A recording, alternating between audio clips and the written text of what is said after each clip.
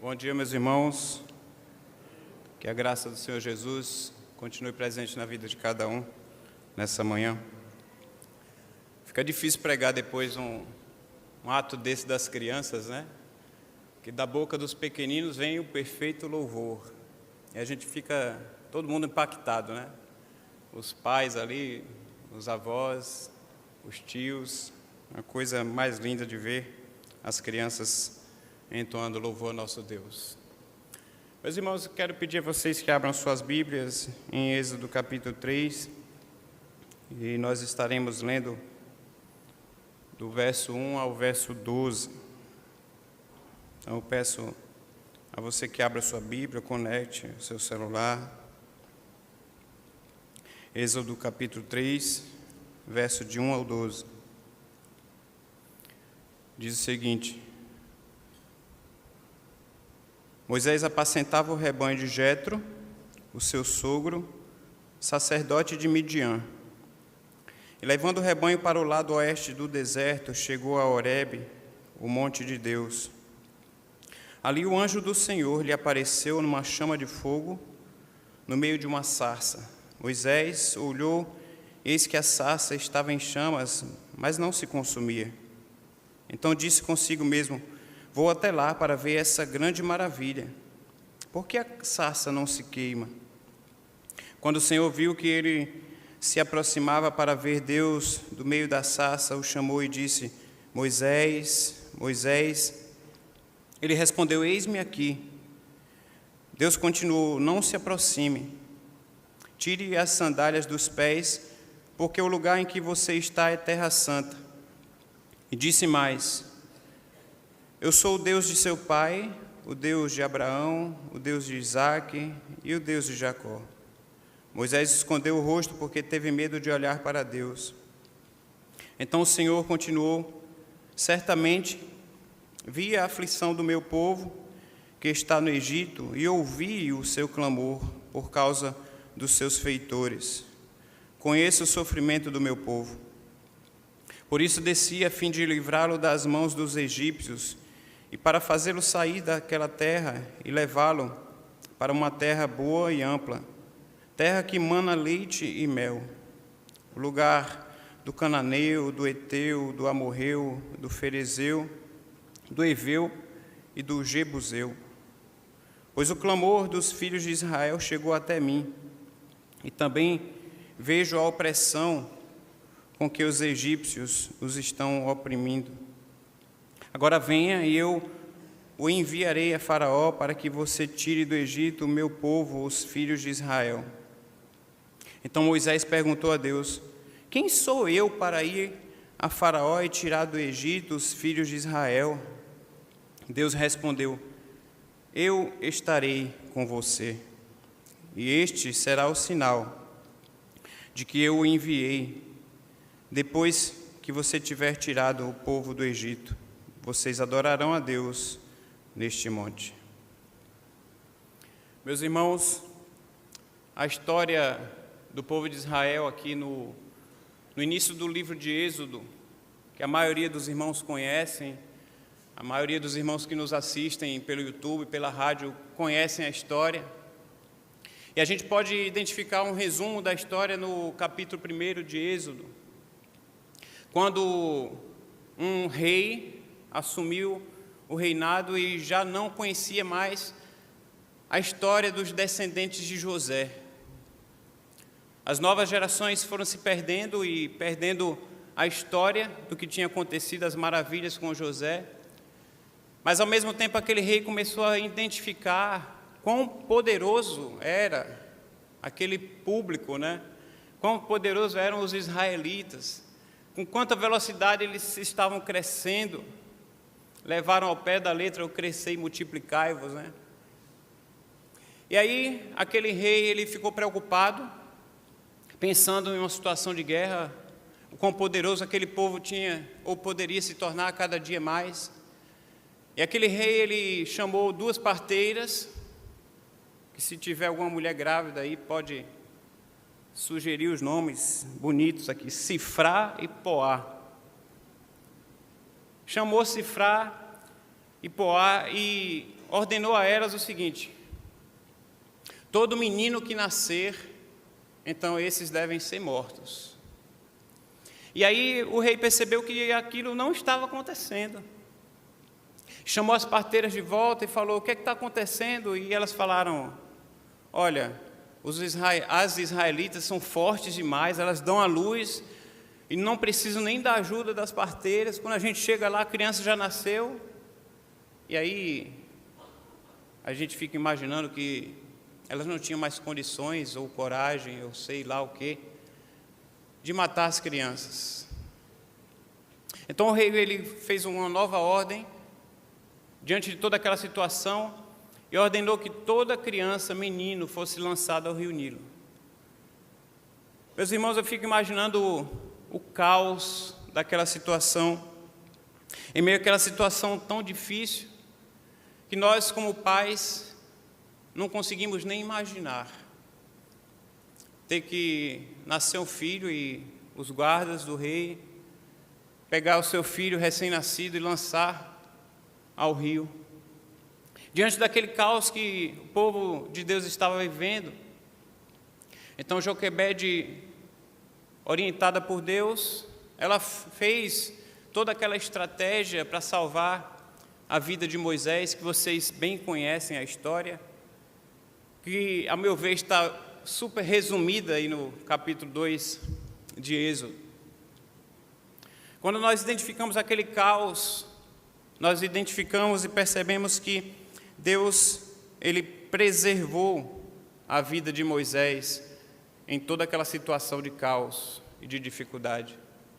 Quando nós pensamos em caos e em dificuldade que nós estamos vivendo há 2 anos e meio quase, caos e dificuldade que talvez a sua família esteja vivendo hoje, enfrentando algum tipo de enfermidade, talvez sem ser Covid, caos e dificuldade que talvez você esteja vivendo no desemprego, mas você está aqui presente hoje, glorificando a esse Deus, na oportunidade que Deus nos dá de podermos ser instrumento nas suas mãos, de poder estar aqui como servos, poder estar aqui vivos com todas as dificuldades, mas estarmos aqui glorificando a esse Deus. O salmista, Salmo 66, verso 8 e 9, ele diz o seguinte: bendigam o nosso Deus, ó povos, façam ressoar o som do seu louvor. Foi Ele quem preservou a nossa vida, impedindo que os nossos pés escorregassem. Meus irmãos, quando Deus preserva a vida, Ele tem um propósito para isso. Se eu e você estamos aqui, mesmo em meio ao caos que a nossa cidade tem vivido desde o dia 28, se eu não me engano, com tantas chuvas, tantas famílias desabrigadas, o muito que a gente possa fazer ainda seria pouco diante de tanta realidade de caos. Mas se nós estamos aqui é porque nós precisamos estar atentos aos propósitos de Deus para as nossas vidas. Moisés foi um instrumento nas mãos de Deus para a libertação de Israel ali no Egito. Talvez, quando nós pensamos em preservação de vida, quando nós pensamos no propósito por estarmos aqui, talvez o principal propósito seja de que Deus quer nos usar também para libertar tantas pessoas que estão presas ao pecado, tantas pessoas que estão trilhando caminhos que não agradam a Deus. E eu e você, como crentes que servimos a Deus, precisamos nos colocar como instrumento nas mãos dele para fazer toda a diferença em meio a esse caos. Talvez seja a realidade da nossa família, talvez seja a realidade do nosso ambiente de trabalho, talvez a realidade do condomínio onde nós moramos, mas Deus tem um propósito para cada um de nós. E Deus fará isso quando nós nos colocarmos nas suas mãos para atender os anseios do coração dele, servindo aos seus propósitos, através do ministério que ele tem confiado a nós. E quando nós falamos em ministério da pregação, em transmissão daquilo que Deus faz ao coração de cada um de nós, à vida de cada um de nós.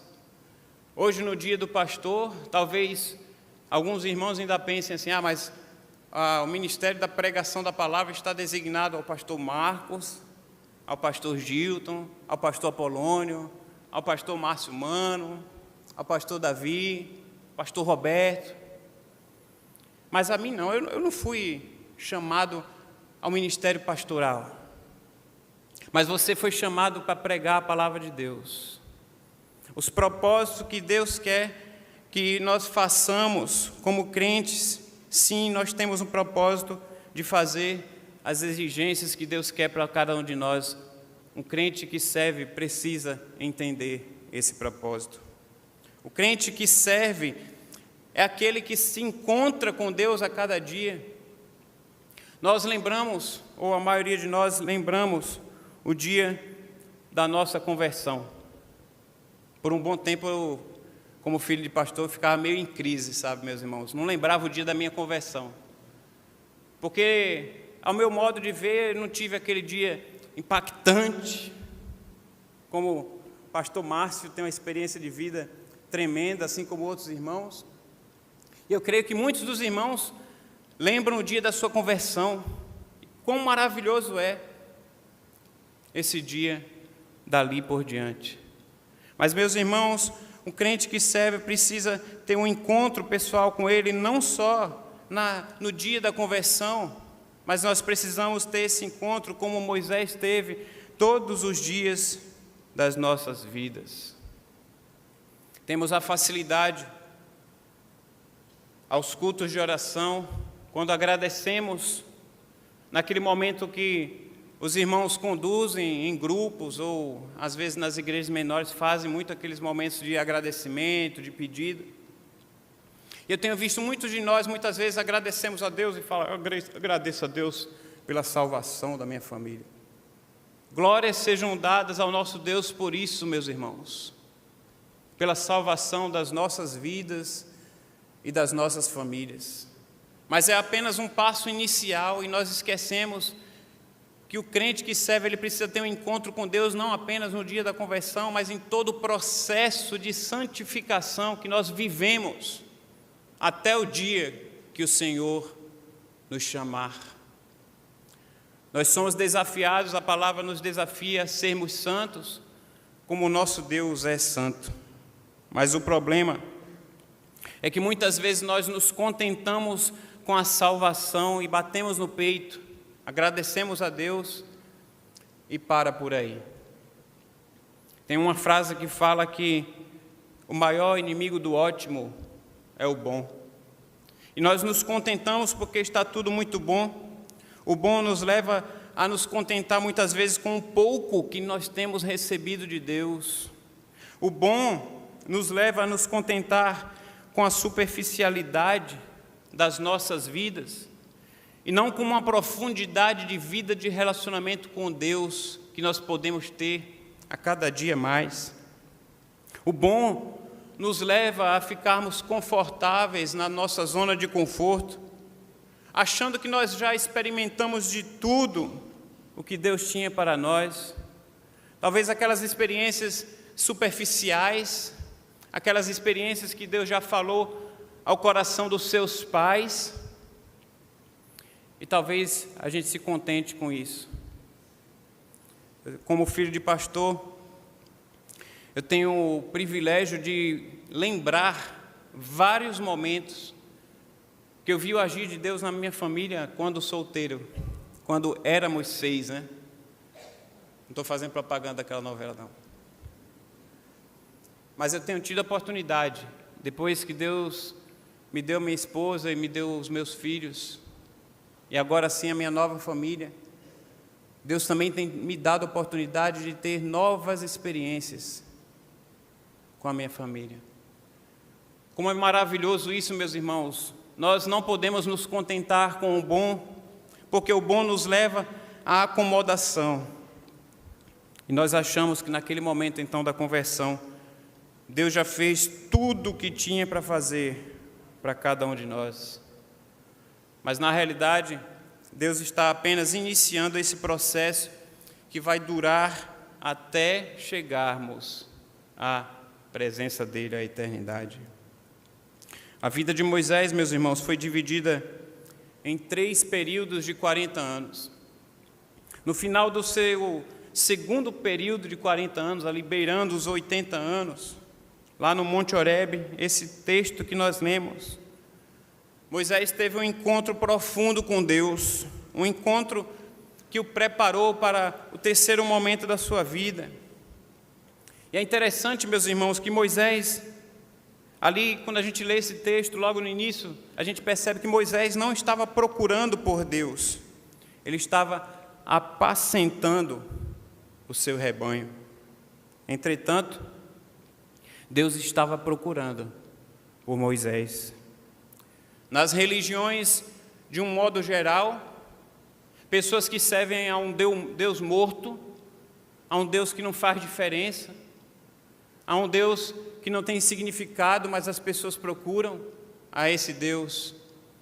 No cristianismo, o Deus, o verdadeiro Deus, é quem procura o homem com o propósito de transformar as nossas vidas e nos revelar a santidade dos seus propósitos para com cada um de nós. Deus quer se revelar a cada um de nós. E ao se revelar a cada um de nós, meus irmãos, o que Deus deseja é nos mostrar o que está fazendo. E então Ele nos convida para junto com eles atuarmos na obra que está no coração dele. Felizes somos nós quando atendemos a esse convite. Muitas vezes nós fugimos dos propósitos de Deus. Somos os verdadeiros Jonas que fogem do propósito de Deus. Somos os verdadeiros Jonas quando a gente não se alegra com a salvação dos outros. Quando nós nos achamos melhor que os outros. Quando nós entendemos que achamos que somos realizados na nossa vida profissional porque estamos sendo bem-sucedidos.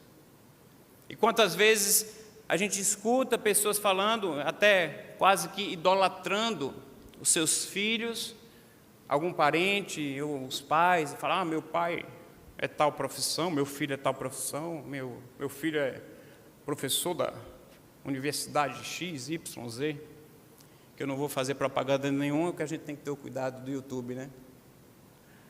Mas quantas vezes, meus irmãos, a gente esquece o principal de que nós só podemos ser verdadeiramente realizados quando a nossa vida ela está alinhada com os propósitos de Deus para conosco. O crente que serve, ele precisa ter essa convicção do relacionamento com Deus. Deus está à procura para nos revelar o seu poder, a sua santidade e os seus planos para cada um de nós.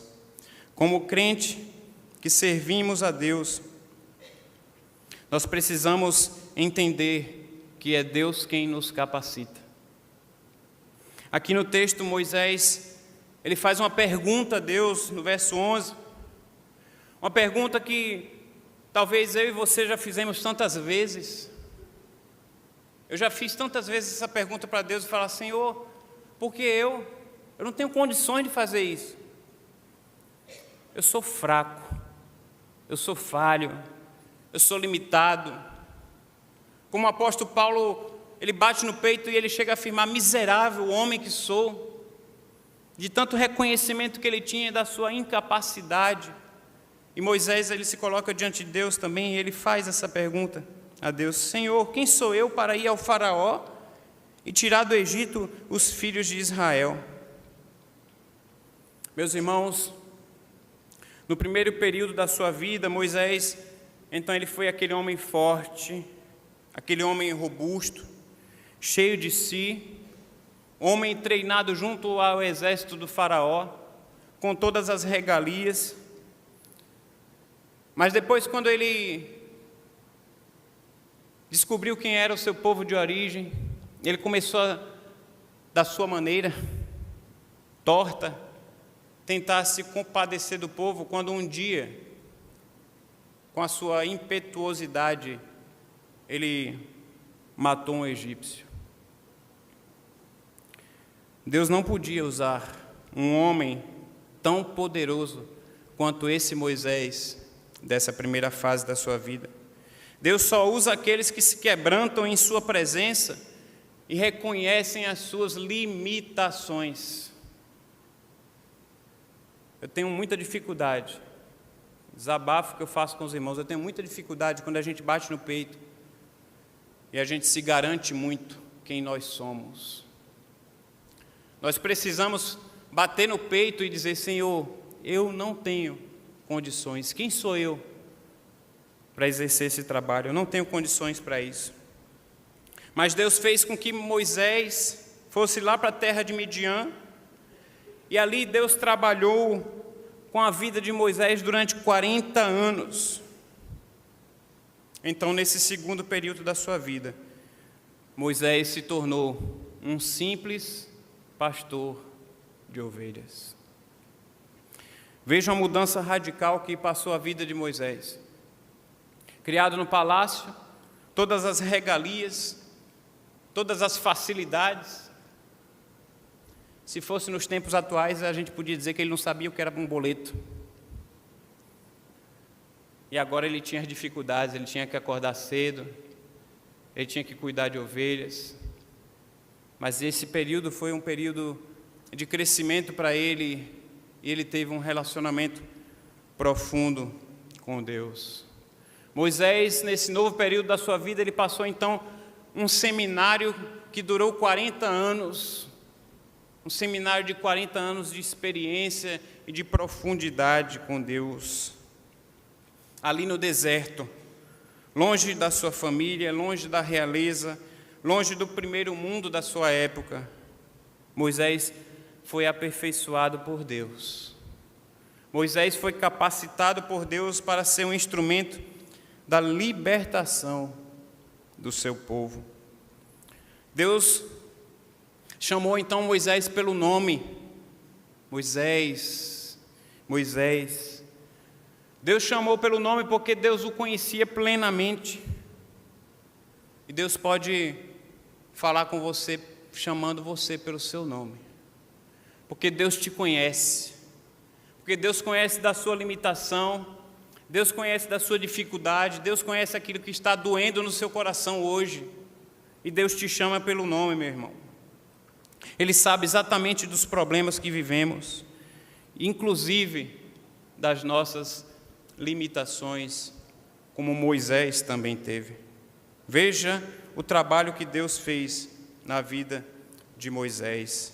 40 anos, antes uma pessoa destemida, cheia de si, forte, corajoso, talvez arrogante, petulante, a ponto de matar uma pessoa.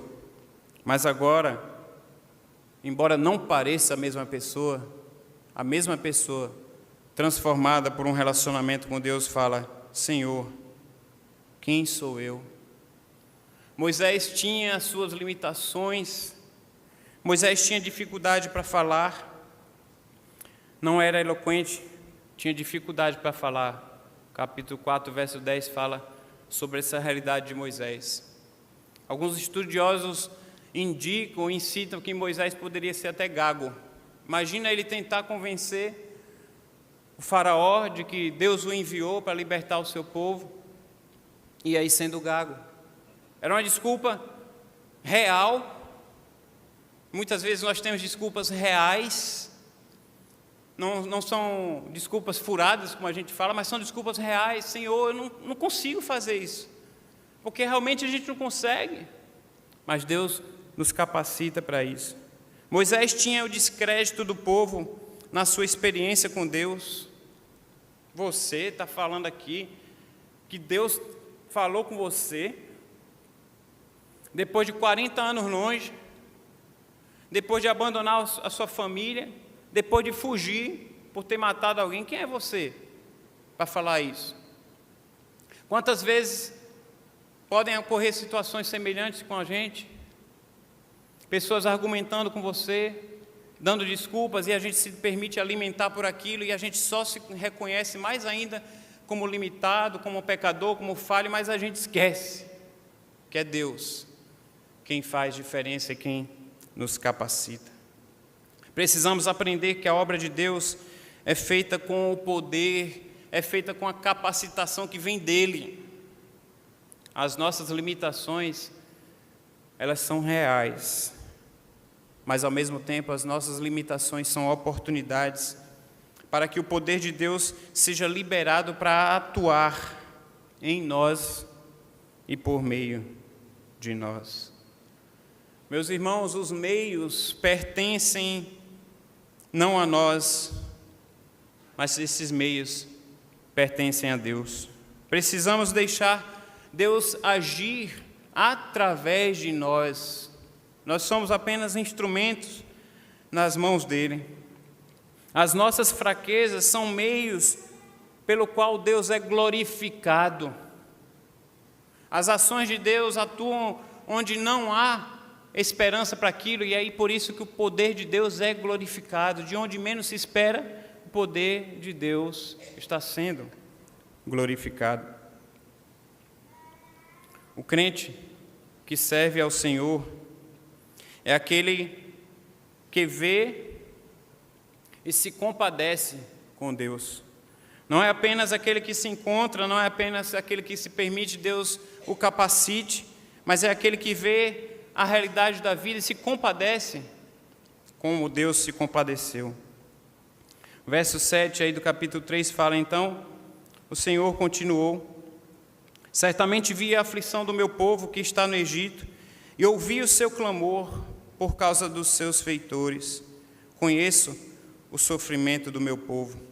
Por isso eu desci a fim de livrá-lo das mãos dos egípcios e para fazê-lo sair daquela terra e levá-lo para uma terra boa e ampla, terra que mana leite e mel, o lugar do cananeu, do eteu, do amorreu, do ferezeu, do eveu e do jebuseu. Deus viu a aflição do seu povo e se compadeceu a ponto de descer para livrá-lo. O crente que Deus usa é aquele que vê a aflição do seu povo como Deus vê, é aquele que se compadece como Deus se compadece de nós. Nesses dias que estamos vivendo aqui em Recife, várias cidades do Nordeste, mas o Recife foi atingido muito mais com as chuvas, quantas famílias desabrigadas, e o muito que a gente possa fazer, a gente tem que ter a convicção que ainda é muito pouco. Tive a oportunidade de ir com alguns irmãos, o pastor Marcos também foi com esse grupo de irmãos lá na Igreja Batista de Coqueiral. Nós podemos ver a realidade de uma das várias igrejas, não só igrejas batistas, como outras igrejas, que tiveram o seu patrimônio todo destruído pela força da natureza. Famílias sendo abrigadas ali naquela situação. E o impressionante, meus irmãos, é que mesmo diante desse caos, muitas vezes a nossa vida ainda se torna uma vida tão insensível. Quantas vezes a gente ainda percebe pessoas que parecem ser alheias a todas essas situações. Deus tem uma preocupação de ter a nossa vida como a vida que Ele quer. Deus quer que a gente viva a nossa vida conforme o coração dele, da forma que Moisés também conheceu o coração de Deus. Essa compaixão que a gente fala tanto, essa compaixão, ela faz toda a diferença para a obra de Deus. A compaixão que eu me coloco no lugar do próximo, que eu me coloco no lugar do meu irmão, que eu me compadeço com ele, que eu entro na vida dele e faço a diferença. Deus quer essa realidade de vida para cada um de nós, porque Deus ama o pecador. Deus se incomoda diante da situação do seu povo. Deus se incomoda com os nossos problemas. E aí a gente pode se perguntar qual foi a última vez que nós nos compadecemos diante da miséria espiritual que nós temos vivido muitas vezes, da miséria moral, da miséria social do nosso povo, daqueles que muitas vezes estão ao nosso redor. Deus, vendo o sofrimento do ser humano, resolveu ir ao seu encontro na pessoa do Senhor Jesus.